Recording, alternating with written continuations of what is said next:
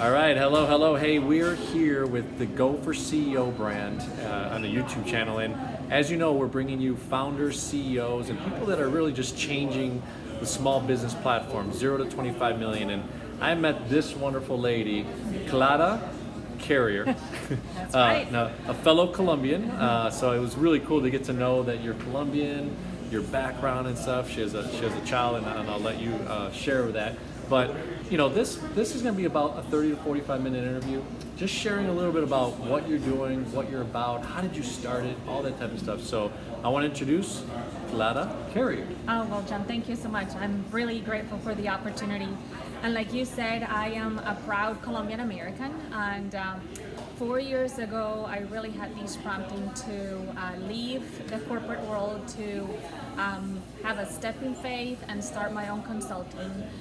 Because I really wanted to do more for nonprofit organizations. I really wanted to dig deeper into what their current situation is and see how I could add some value in terms of capacity, but also really in terms of reclaiming the why or their purpose or their reason to exist. So all nonprofits, most of them have really great causes that they pursue, but there's a point that because of the business or because of the lack of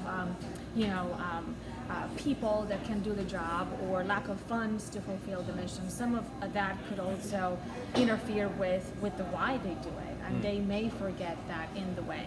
So what I like to do is really partner with people and with teams to identify, to understand, and also activate that purpose for social good. So tell me, I mean, a lot of us have a drive, right? Things that we want our why, like you said, individually. What made you want to do that at a kind of a corporate level or an authentic way with an organization, especially not-for-profit, right? A lot of times not-for-profits, like you said, are underfunded.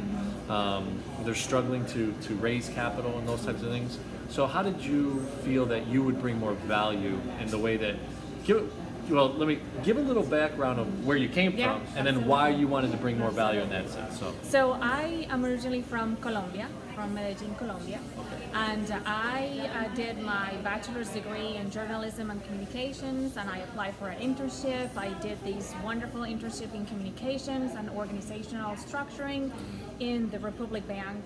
And after that year, there was really no opportunities for finding a job. I kept applying, and for some reason greater than my own understanding of things at that point, I landed in Chicago. So I got here in 1999.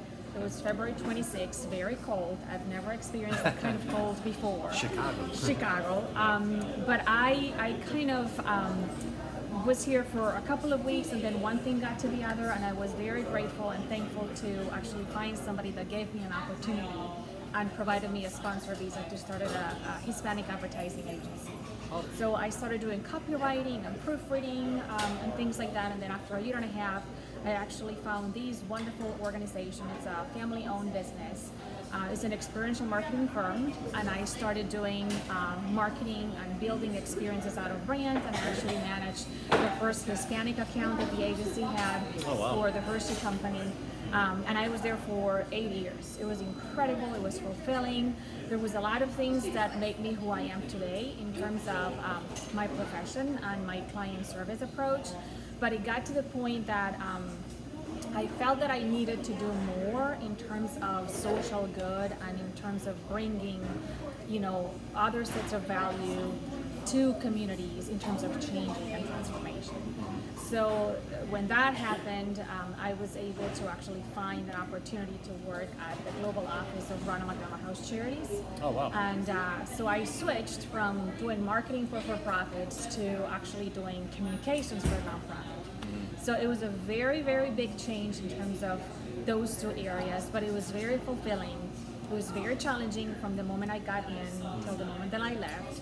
So I was able to open up into this world of nonprofit and learn a lot about how to deal with different challenges in terms of people management, in terms of communication and messaging, and at that point the digital kind of world kind of expanded. So there was a lot of things that I learned But at the end of that journey, I knew that I was called to be more in terms of giving more of my gifts and talents to other organizations, not just one group of people. And I think there's a season for everything, and I thought that my season there was kind of coming to an end. But thankfully, they're one of my clients right now. So it's to tell you a little bit about the power of relationships and the power of leaving open doors everywhere you go.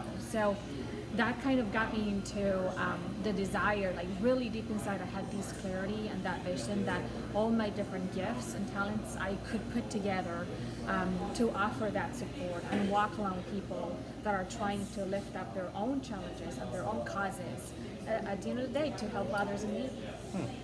So you started very corporate, right? Very for-profit, and in your division in the company, you guys can imagine when you're not in sales, right, specifically, and you're not generating revenue, that can be challenging, right? Because if there's tough times, you could start to maybe scale back as an ownership group, and then you go into like the world that hardly has any money sometimes to operate thin operating expenses, that type of thing. So, but you went to one of the bigger ones, right? Ronald McDonald's. So I guess you're at Ronald McDonald's. Have you started a family yet when you were at Ronald McDonald's?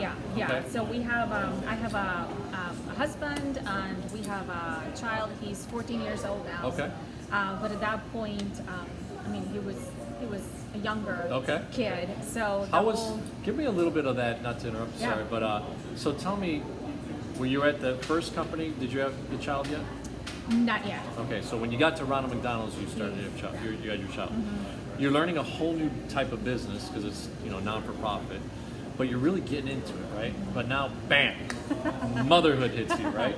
So let's dive deep into some of the ladies that are entrepreneurial, are thinking, man, I've got this career, but we just had our third, and my wife is begging me to stay home right now, so it's kind of challenging. But so tell us a little bit about that story, just to go back. So it's interesting that you asked me that because when I go back in time, I struggled with the whole notion of, as a woman, you need to prove yourself, but as a Hispanic woman, you need to make that even more of an effort to prove yourself and to prove everybody else that you're worth of what you're getting paid or what you're producing, or right.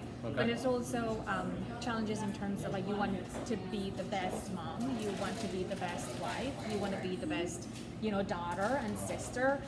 So I think for a while the notion that I had to be giving 100% of myself to all those areas kind of took me to a point where I was burned out, and realizing that that's just not possible. You can't give yourself 100% of yourself in every area that you do. So I think when you come to realize that you need to set boundaries, not just for your own well-being, but for that of the people that are around you, you then start to put in disciplines and like I say, boundaries, so that you can be as effective as you can without compromising any of the other areas. Okay. So I think that whole idea that we're Wonder Women, that we can do it all, I think that's just an idea that at one point was very popular, and there's no wrong with that. It's just for my own sake.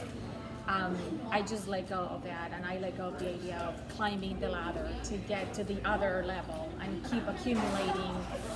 Could be money, could be perception in the community, or like titles. But did you create gaps? Meaning like you went to work, you're at Ronald McDonald's, you're married, you have a kid.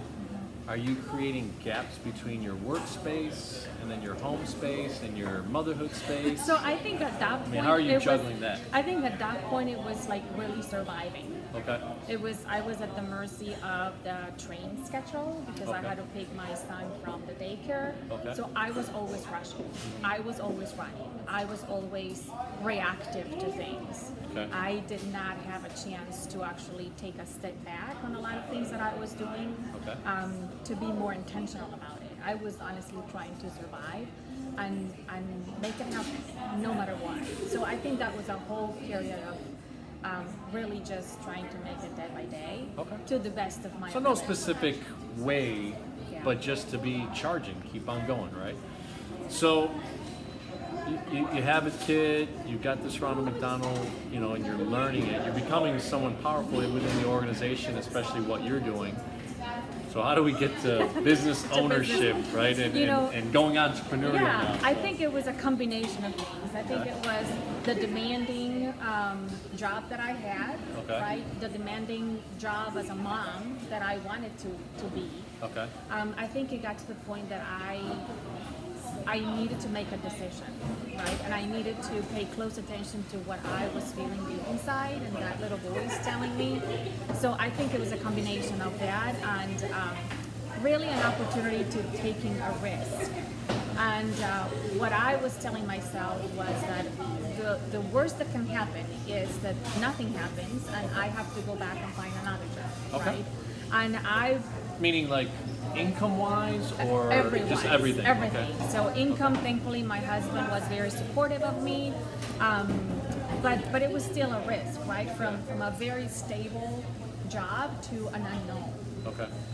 and to a learning path. I had no idea what it meant to be an entrepreneur. I had no Sure. idea how to even start, how to incorporate. Is it an LLC? Is it a S corporate? Like it Sure. was all like foreign to me.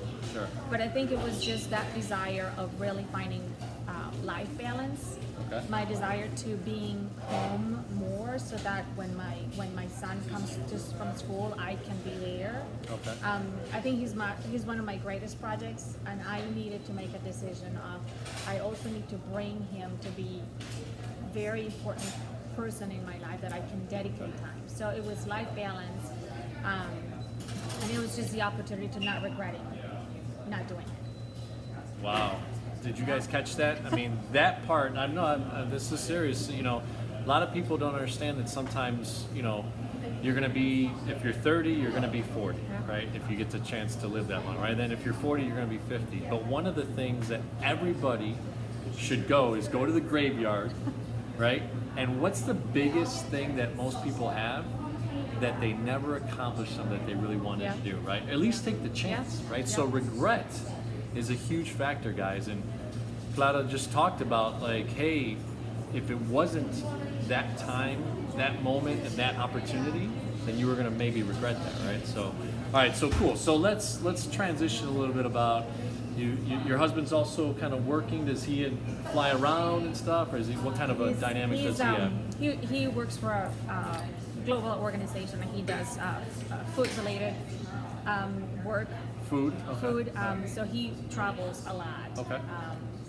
But he's passionate about it. I mean, it fulfills him, and he loves to be traveling and meeting people constantly. And like a 9-to-5 job is not for him. Okay. It's not just who he is. All right. So he loves just that connecting to people to resources, and just putting things together in terms of food options for schools. Okay. So that's what he does. For school. So let's also talk about, how does a dynamic woman like yourself, you're in corporate America, you go to the not-for-profit, you're figuring out your son is going to need you a little bit more. You have this husband that flies around and he's fulfilling his dreams. So where's the filling station for you? How are you taking that in being an soon-to-be entrepreneur woman, right? But balancing these things, if you could share that. So I think there's a few things that I have found that are my sources to replenish my own levels of energy and inspiration. I am a strong woman of faith. Oh, awesome. I think I got to where I am because of God and His plans, and my ability to really let go and let Him at some point. I think I love to have an agenda. I love to control things. I love to plan in advance. But sometimes the greatest things that I have accomplished come from the notion and the idea of letting go and letting Him. So I think that has been instrumental, because I realize that I may not have all the answers to the questions. I may not have all the steps figured out to the questions, but if I take one step, that will take me to the next one. So I have learned to let go of the bigger picture and having all of it figured out, and just going through the journey one step at a time. And what I have found is that when I do that, I am able to see things in a different perspective, because I'm not trying to control the end result, because I don't have an end result yet. So when I come to work with individuals or with teams, that's one of the things that I bring to the table too, is the ability to think outside of their daily routines and come along with them and showing them that change is difficult, but change doesn't mean that whatever they're doing, all of it, it's not wrong. Maybe if there's one thing that they could be doing differently, that could bring some level of change and transformation and more momentum, and create some victories in terms of where they are trying to go. So that brings up a couple of good points. You know, you're starting to transition, you start your business, you have this things going on with your life, right? You know, learning how to talk the language of that, would you say that your business has become successful because you knew that industry, or was it because of your passion to be able to dive deeper with those people that now you're consulting? I think it's undoubtedly it's a combination of both. I think my work with Ronald McDonald House Charities, and even my work prior from a branding standpoint, has given me some capabilities to speak fluently in terms of branding and communication and messaging and audiences and all of that. But I think in terms of my passion, I think that brings the conversation to the next level, because it shows the other person that I'm connecting with, or the other person that I would come along with. It shows that person that I not only care, I'm also capable in terms of expertise and knowledge. But when you bring your purpose into your job and into your reason to wake up every morning, you bring an extra layer of encouragement and energy that it fills the other person up, right? Because a lot of times what you need to hear is a word of encouragement. It's not necessarily what you're doing wrong, because certainly we all can, enhance and improve and learn. But when that person comes to you and is able to recognize, what are the things that are working, and then present to you as an opportunity things that could be tweaked here and there to provide and to bring additional success, that changes the tone of the conversation. So are you then taking a business model of kind of almost research, listen, develop a plan? Walk us through that dynamic of what the structure is of your business, because I'd like to start to segue into, all right, you started this business, and like you said, like you didn't know if it was LLC or a corporation or whatever. It's LLC now, right? but It's an LLC, so that's good. That's big time, and maybe you could share who helped you talk through those things. But start to tell us, show us, kind of through your mind's eye and your thinking, what is it that you actually created? What is your business now? So I have an approach which is more like a process. So the initial step is what I call the discovery phase, and the discovery phase is a lot of listening, a lot of questions that I ask, but questions that I don't answer. I expect that person that I'm connecting with to really provide information in terms of what their expertise is and what their world looks like. So it's a discovery process in terms of really listening and tuning into what the other person is saying about the organization, about the people in the organization, about that person as a leader, if I'm working with the executive director, for example. So that is, I want to say, the longest in terms of time, because I want to gather as much information as I can so that I can then make an educative perspective in terms of areas that could be improved. So there's an assessment tool that I created. It's called the God Purpose Assessment Tool, and that goes with this person into more of a reflection time. So through very specific questions and through like a grading system, I go into that person's state of mind and experience in terms of the organization, the branding, the people, the processes, and then the challenges. And then with that assessment tool, then I have kind of like a foundation of trends or like things that are common in terms of what's going in the right direction, what's kind of happening in terms of challenges or what's not accomplished yet. And then based on that, then I go into a proposal standpoint where I say, you know, based on this information, and sometimes we even bring volunteers or board members or, you know, people that are in a different department than in the communications. So I gather different voices and different perspectives, and then based on that, then I put together a proposal that says, you know, these are all the things that you guys are doing great, that are bringing, you know, success to the organization. But in order for you to achieve X, which it could be raising more money, that should always be a goal, raising more money, or helping more people, or becoming more effective in implementing programs. Depending on what that is, then I can put together a plan that outlines and connects the dots so that that organization coming from here to here, from surviving to thriving. Okay. What kind of time frame are we talking about when you're taking that initial step of discovery to actually sharing an actual plan? How much time do you think? So it really depends, but generally the discovery phase could be up to 2 to 3 weeks. Okay. Of like not constant, like not like an everyday thing, but it's ongoing dialogue, ongoing conversation. These assessment, you know, tools needs to be done by the group of people that I'm working with. Okay. So, and then do you choose from the executive director, like you said, in a charitable organization, to some of the people in the organization?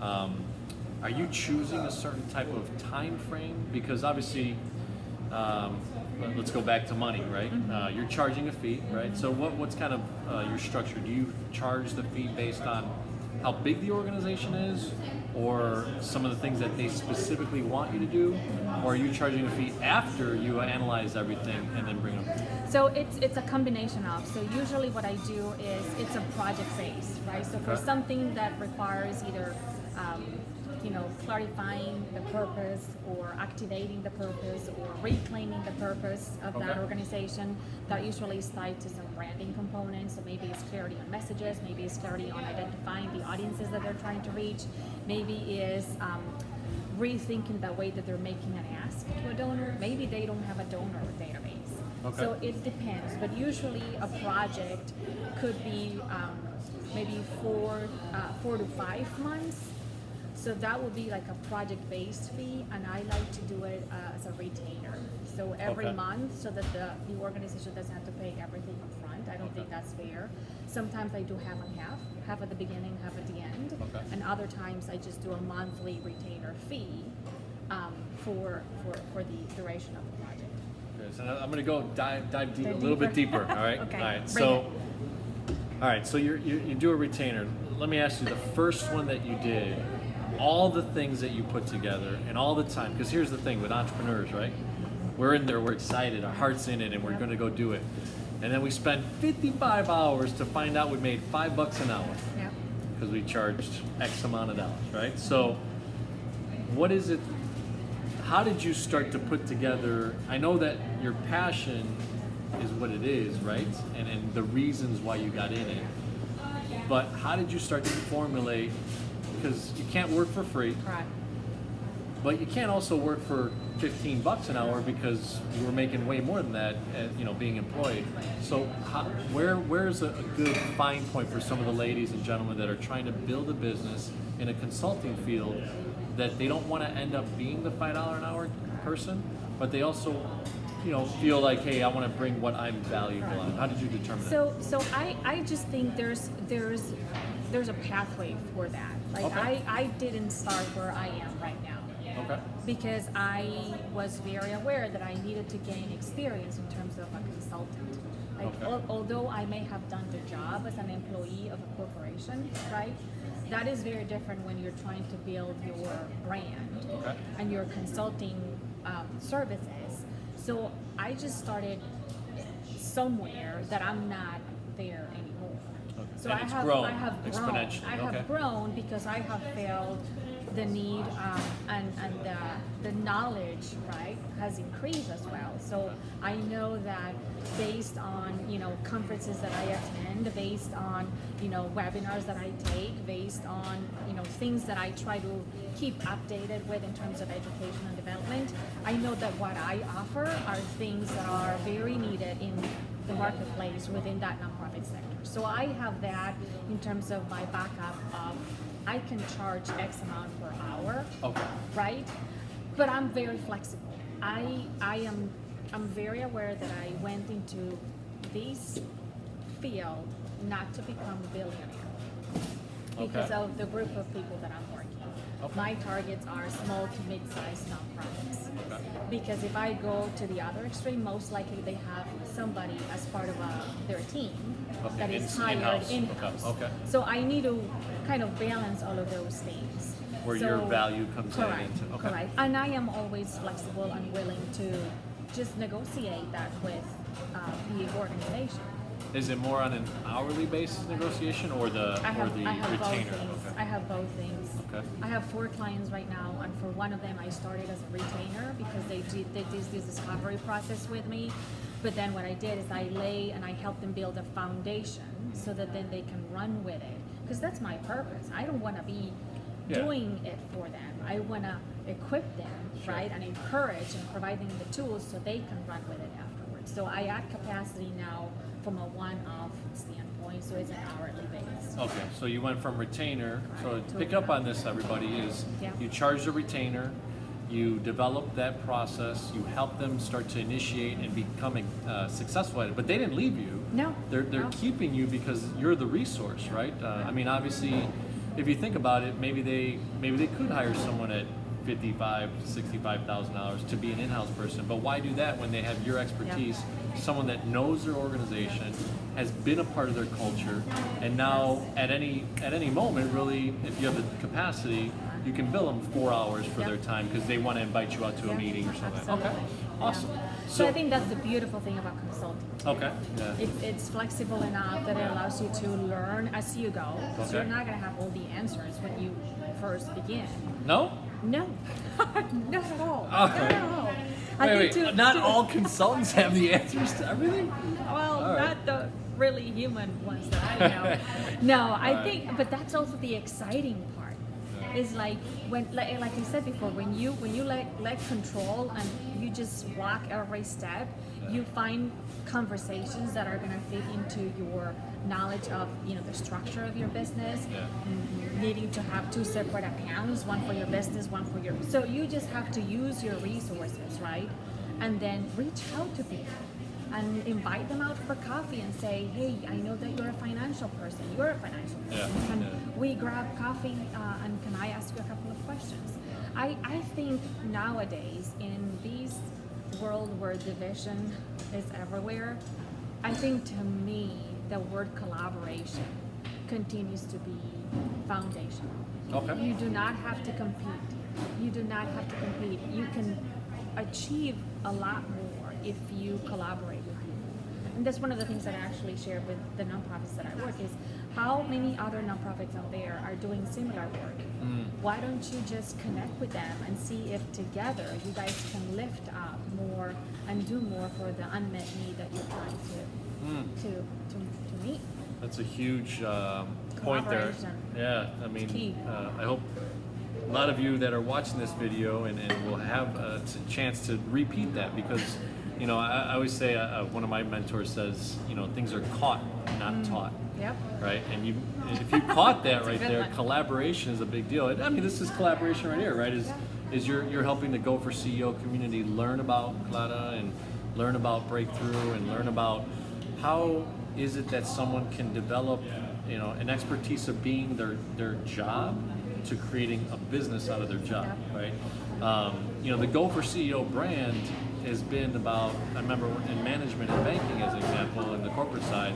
I always would tell, let's say, a teller in the bank world or a banker or project manager or whatever, you know, we have to own our own position, right? So what are some of the philosophies that you bring to the table with, let's say, an executive director, are you matching the similar mindset and philosophies with a regular worker? I don't know the positions of the non-for-profit, but let's say a regular manager and executive director. Are you talking to them the same, or are you, the philosophy of what you do similar? So I think it brings up a good point in terms of leadership, right? Okay. So I think everybody has the ability to influence others. So in one way or another, we all are leaders. Okay. So if I'm talking to the executive director in terms of what his or her position is and the responsibilities that that person has, I may talk about some other things because everything is from up down, right? Sure. Scales down. So my conversations with that person may be a little bit different. However, I'm not going to underestimate the power of the manager, Okay. who is actually the person that may be doing the programming with the families that they're trying to help, or the social worker that is bringing them and finding out more information. They have also not only the responsibility, but the ability to influence the guests or the clients or the people that they're trying to. They have it in their hands to really make an impact on that other person. So Okay. I treat them all with the same respect, Okay. with my desire to understand where they're coming from, right? So the listening piece applies to every area in terms of leadership and title and role in the organization.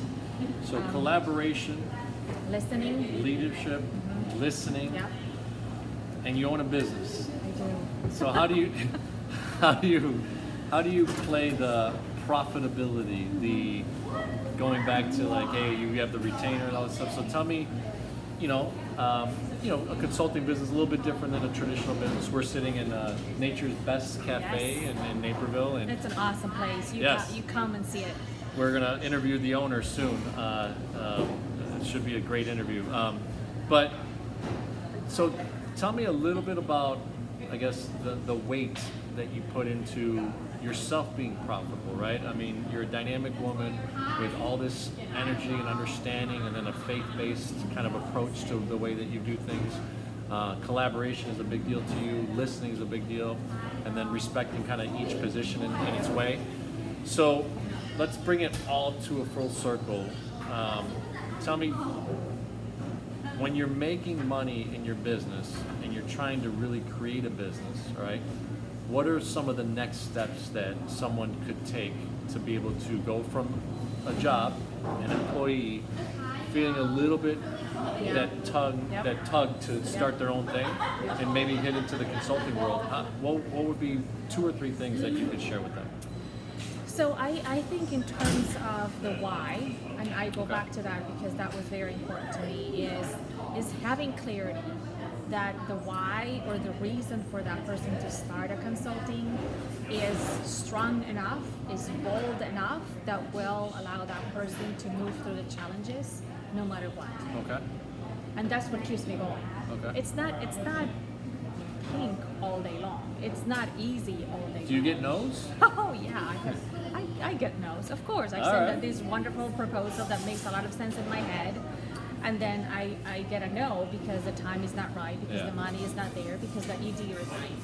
Yeah. It may not be all because of what I can do, Sure. because there's life happens, Yeah, right?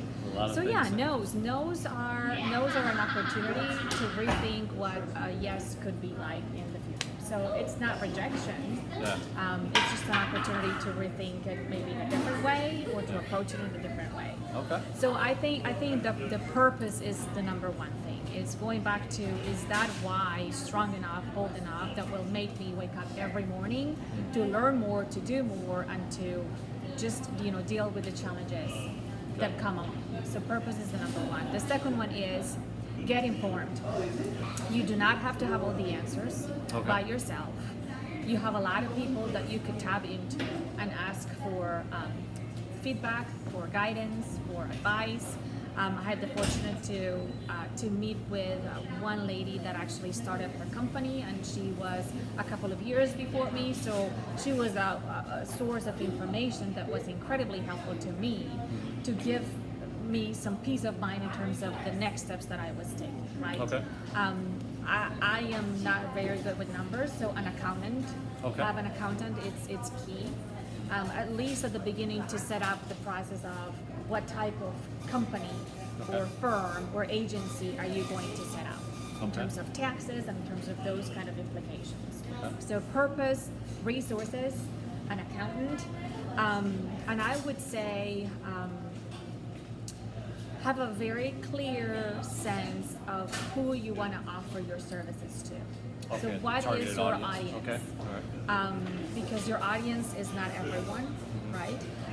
Your audience is a very specific group of either people or organizations, or so you have to really define what is that audience, and then how your proposition has a unique value to them, or in other words, how your why Okay. is going to have an impact on how they are becoming a better organization, or how they are meeting an unmet need. Okay. So it's kind of, you just need to give yourself space to go through these and have at least some of that grounding clear, so that whenever you get asked a question, you at least have a sense of what needs to keep you grounding, and what can you say no to, and what can you say yes to. Okay. So I hope everybody caught that, right? There's 3 different areas that she really kind of developed in her mind, understood, and then started to build that process up. So let's end with this. I always try to say, hey, where's that next level, right?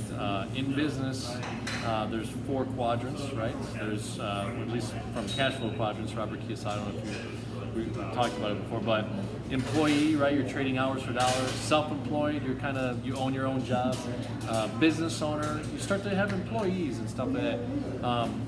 Tell me about breakthrough consultants and what Breaking the next through. breaking through. Yes. Sorry, breaking It's through a- it's- consultants. It's always an Breaking action. through. All right, breaking through. Tell me about the next level. Is there scalability in what you're doing?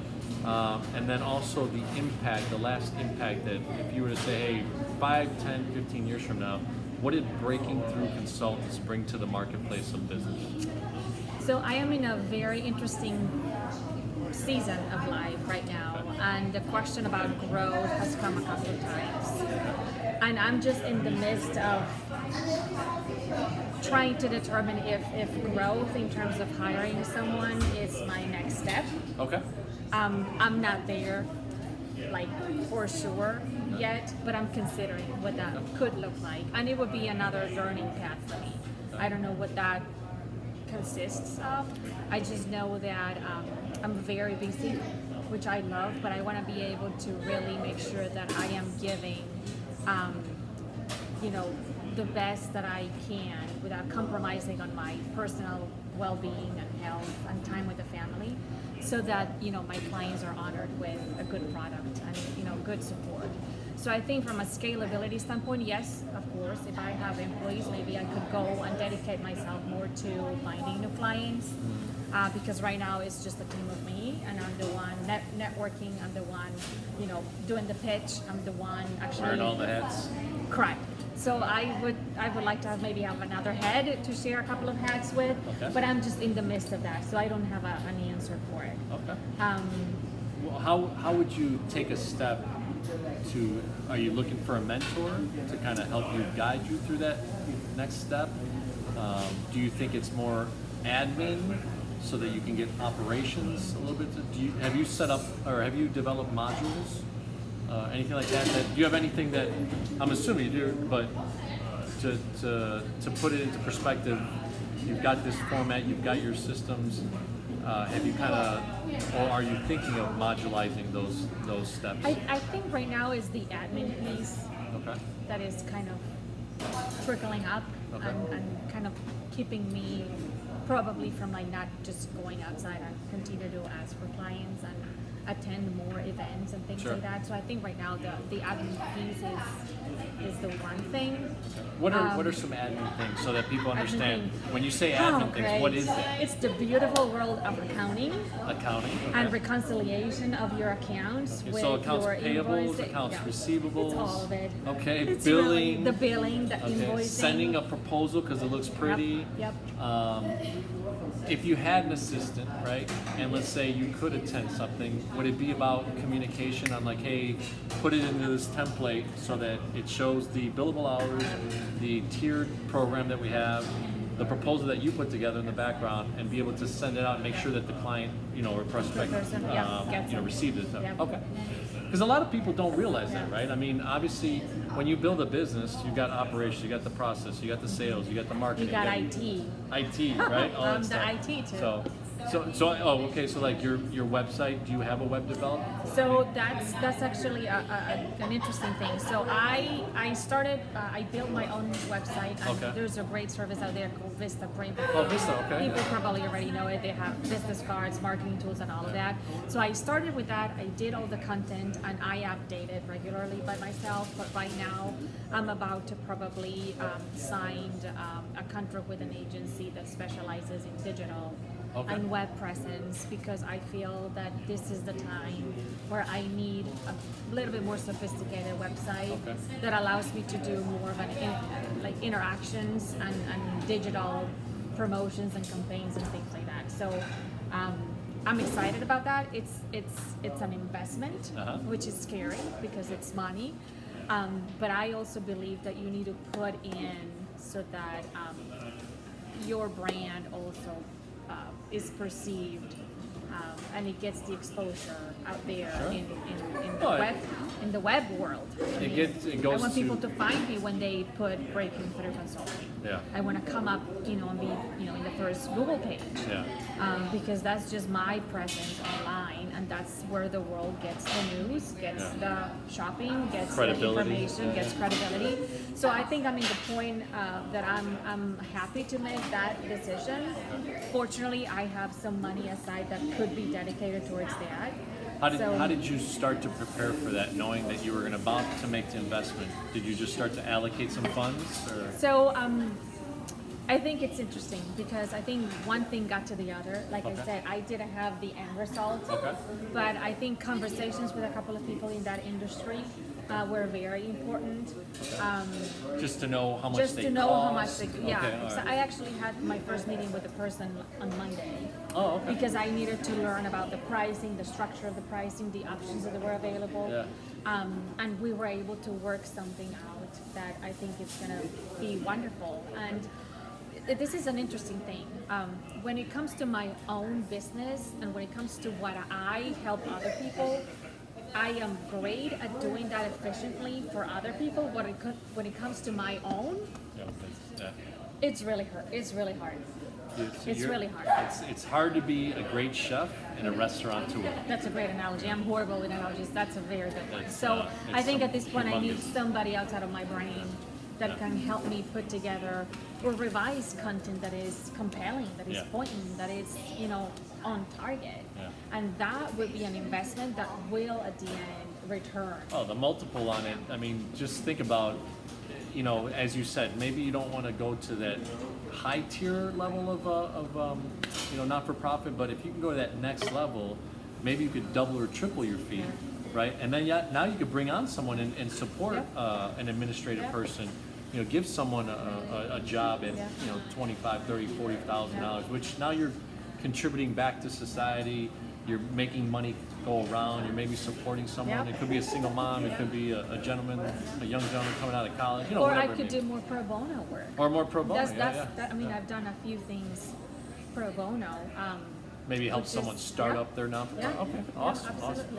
Here's like where I started with the conversation. This is a journey, awesome. Sure. and I think we're so sometimes lost in just wanting the end result that we missed what happens in the process. We want to get there, but we're missing out on these walk paths that is bringing little by little things that will make us better and stronger when we get to the final destination. Well, I have to admit, I mean, I just caught that as well. Good. Because I'm a type of guy that's like, hey, I want X, Yeah. and I start with the end in mind, Yeah.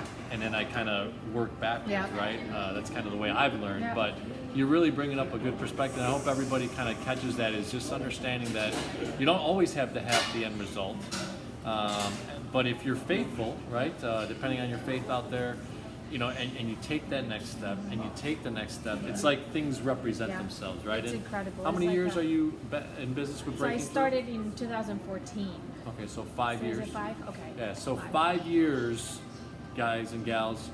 She's starting to develop now an opportunity where, as a individual consultant, individual solopreneur, is starting to understand, like, okay, now I want to go to that next quadrant, which is the business ownership, because you don't really own a business, like in the technical terms, until you employ someone. Right? That's kind of, it's just that, It makes like, sense, it yeah. makes sense, right? So, but now you're also trying to put the team together. Like, you met with the digital marketing web development person, you have an accountant already, you've got a lawyer, maybe you bounce things off of your financial guy, all that type of stuff, and now you start to go, wow, this is amazing. I have a X amount of dollars in revenue that I have currently, but I can go 2, 3, 4, 5X, right? So, awesome. Well, hey, I don't want to take too much more of your time, Clara, but let us know kind of an ending message. What is that last thing that you'd like to leave a legacy through Breaking Through Consult? What does it mean to leave a legacy with Breaking Through? You know what? I think it's